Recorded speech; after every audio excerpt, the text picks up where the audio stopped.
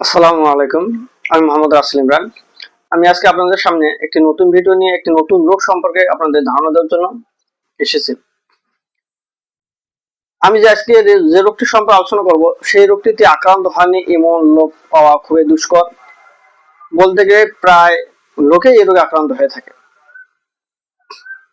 তো রোগটি হচ্ছে নখকুনি বা আঙ্গুল প্রদাহ বা আঙ্গুল হারা। এই রোগের ক্ষেত্রে আমরা যে বিষয়গুলা দেখি, যে গ্রামীণ অঞ্চলের, বিশেষ করে গ্রামীণ অঞ্চলের লোকেরা এ রোগে আক্রান্ত হলে সাধারণত গ্রামীণ চিকিৎসকদের কাছে যায় এবং তারা সেখানে একটি ব্লু কালারের একটি কেমিক্যাল ইউজ করে নখকুনিতে। এতে করে তারা স্বাভাবিক উপশম লাভ করলেও প্রপার কিউর হয় না, এবং অর্থাৎ তারা এই রোগ থেকে মুক্তি লাভ করে না।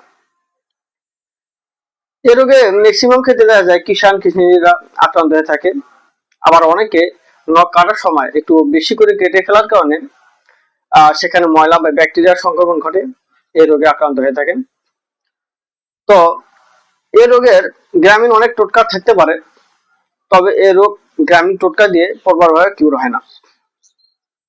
তো আমরা আজকে এই রোগের হোমিওপ্যাথিক ব্যবস্থায় কি কি চিকিৎসা আছে এবং কি কি পদ্ধতিতে চিকিৎসা করলে বা কি ওষুধ ব্যবহার করলে এই নখকুনি থেকে সহজে উপশম লাভ করা যায় এবং সুস্থ হওয়া যায়।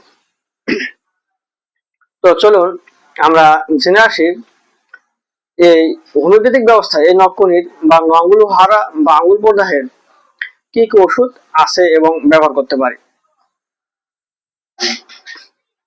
প্রথম যে ওষুধটি বলবো মাস্টেরিকা।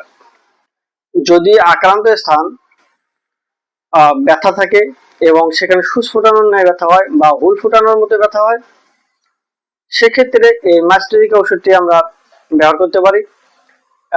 এক্ষেত্রে আমরা 30 বা 200 শক্তি সকাল বিকাল 2 বেলা ইউজ করতে পারি। এরপর যে ওষুধটি বলবো সেটা হচ্ছে হিপারসালফ। যদি আক্রান্ত স্থান অত্যন্ত উত্তপ্ত, ব্যথাদায়ক, স্পর্শকাতর হয়, লাল হয় এবং সেখানে পুজ হয় নাই এমন সম্ভাবনা থাকে, সেক্ষেত্রে আমরা হিপারসালফ ওষুধটিকে ব্যবহার করতে পারি। এক্ষেত্রে আমরা হিপারসালফ 30 অথবা 200 শক্তি ব্যবহার করব সকাল বিকাল 2 বেলা। এরপর আমরা যে ওষুধটি বলবো সেটা হচ্ছে বেলাডোনা।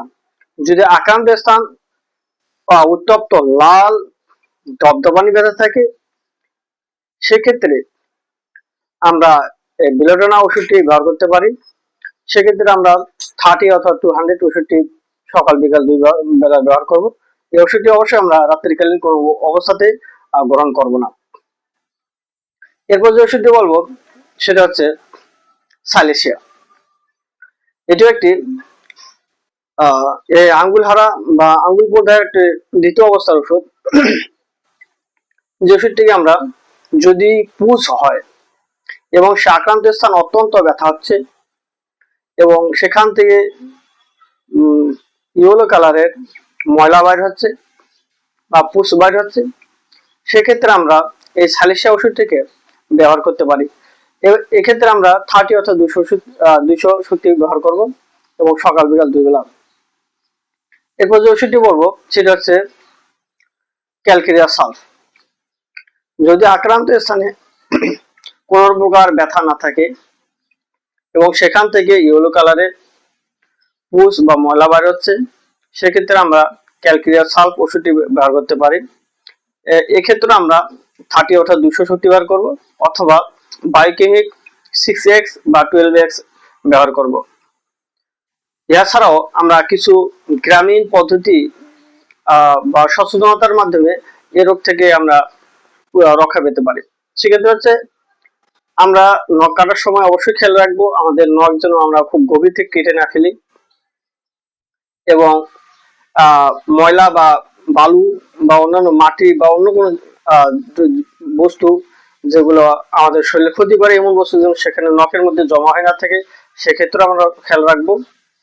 আর আমরা অবশ্যই নখের বিশেষ যত্ন নেব, যাতে করে আমরা এই রোগ থেকে সহজেই রক্ষা পেতে পারি। তো আজকে আমরা এই পর্যন্ত আলোচনা করলাম। পরবর্তীতে ভিডিওতে আমি আপনাদের আরো অন্যান্য রোগ সম্পর্কে ধারণা দেওয়ার চেষ্টা করব। তবে হ্যাঁ, আপনারা এই ওষুধগুলো যেগুলো বললাম অবশ্যই কোনো হোমিওপ্যাথিক ডাক্তারের পরামর্শ ক্রমে লক্ষণ বৈশিষ্ট্য মিলিয়ে গ্রহণ করার চেষ্টা করবেন। কেননা আপনারা যদি ভিডিও দেখেই ওষুধগুলো গ্রহণ করার চেষ্টা করেন, দেখা যাবে যে আপনারা ভুল ওষুধ গ্রহণ করছেন। হয়তোবা দুই একটা কথা আপনার সঙ্গে মিলে যেতেই পারে, সেক্ষেত্রে গ্রহণ করা নয়, বরং পরপর লক্ষণ সদৃশ মিলে ওষুধটা সেবন করলে তাতেই সুন্দর ফল লাভ হবে। কেননা একটা ওষুধের অনেকগুলো লক্ষণ রয়েছে, দেখা যায় 50টা 100টা লক্ষণও আছে। তো আমরা ওষুধ গ্রহণের পূর্বে অবশ্যই একজন ডাক্তারের পরামর্শ গ্রহণ করে সঠিক ওষুধটি নির্বাচন করে সঠিকভাবে গ্রহণ করার মাধ্যমে সেবন করব। তবে আরেকটা গুরুত্বপূর্ণ কথা, সেটা হচ্ছে হোমিওপ্যাথিক ওষুধ গ্রহণের ক্ষেত্রে অবশ্যই আপনাকে ধৈর্যশীলতার পরিচয় দিতে হবে। তো এ ব্যতীত আপনি যত ওষুধ খান না কেন আপনার কাজ হবে না। যদি বলেন যে আমার তাৎক্ষণিক ফল লাভ করতে হবে, তাহলে আপনার জন্য এ চিকিৎসা নয়। আর যখন আপনি ডাক্তারের কাছে যাবেন, অবশ্যই ডাক্তারকে আপনার রোগের কারণ, রোগের বৈশিষ্ট্য, রোগের লক্ষণ এবং আপনার শারীরিক মানসিক লক্ষণ সবগুলো ডিটেলসে বলবেন। এতে করে আপনার যে কোনো প্রকার রোগ হোক না কেন, তাহলে আপনার এক ওষুধেই সব রোগ সেরে যাবে ইনশাল্লাহ। যদি আপনি গোপন করে রাখেন বা বলতে না চান, সেক্ষেত্রে আপনার জন্য এই হোমিওপ্যাথিক চিকিৎসা নয়। তো আজকে এ পর্যন্তই। আসসালামু আলাইকুম ওয়া রাহমাতুল্লাহ।